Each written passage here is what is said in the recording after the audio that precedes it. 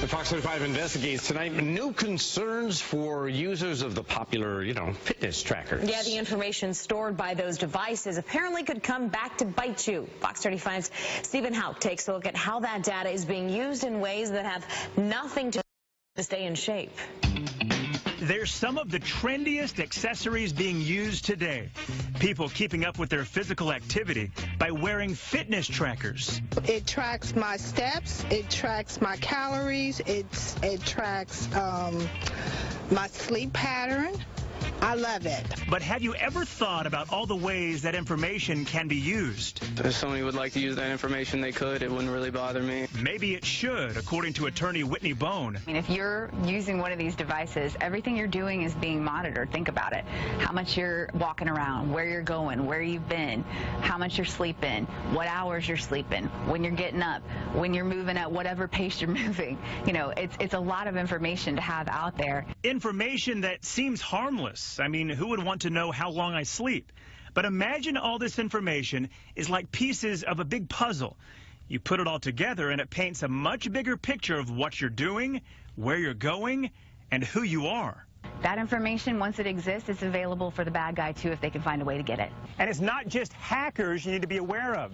This fitness tracker records not only my physical location at this park off 4th Street in Lake Mary, it also records my heart rate, which means someone could use that information to determine how active I am at a specific time. Right now it's low, showing I'm not moving all that much. But the reality is it also records when I'm sleeping, when I'm awake. So much information that can be accessed for a myriad of reasons by police, attorneys, even insurance companies. As an eyewitness that doesn't lie. So if it contradicts what you've said, you may defeat your claim to damages, and that's happened to some individuals already. There are examples across the country. Here in Florida, a St. Pete woman is charged with making a false report after she claims she was sexually assaulted in Pennsylvania. She said she was asleep most of the night in question, but police believe that on her fitness device prove that she was awake and staging the crime scene. Also, a Canadian attorney is trying to prove a personal injury case by using his client's fitness data. He wants to show her activity level is low for a person her age. But even if you're not involved in a court case, your recorded fitness info could still be used against you. Some companies provide fitness trackers to their employees with incentives to stay in shape. Boan warns, know what kind of info you're giving up. I could potentially see employers using information against their employees in terms of saying, whatever you claim you're doing, it's not what you're doing. You're not really sick, whatever. You're not where you say you were when you took time off.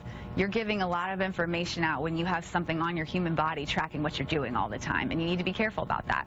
Something else to consider. A Canadian research organization released this report called Every Step You Fake. They tested 9 different types of fitness trackers and found 8 of them could be tracked by hacking into the Bluetooth. The study found gaps between what fitness tracking companies say they do in their privacy policies and what actually happens with your personal data. The researchers said it's a common practice used by retail stores trying to profile their customers. Stephen Hauk, Fox 35 News. Now, the Apple Watch was the only fitness tracker that researchers say in the study could not be tracked. We've reached out to the makers of all of the 9 devices listed in this study. You can see their responses and their privacy policies on our website, fox35orlando.com.